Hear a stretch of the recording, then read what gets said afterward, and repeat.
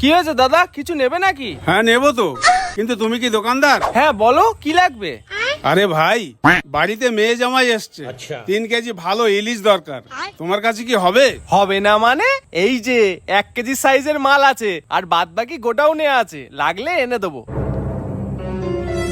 মাল তো ভালো, কেজি কত করে? 1000 টাকা করে কিলো। তুমি 3 কেজি নেবে তো? তাহলে 3000 টাকা দাও, আমি মাল এনে দিচ্ছি এক্ষুনি।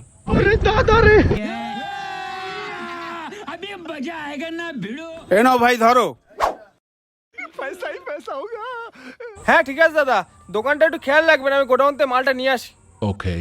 A few moments later.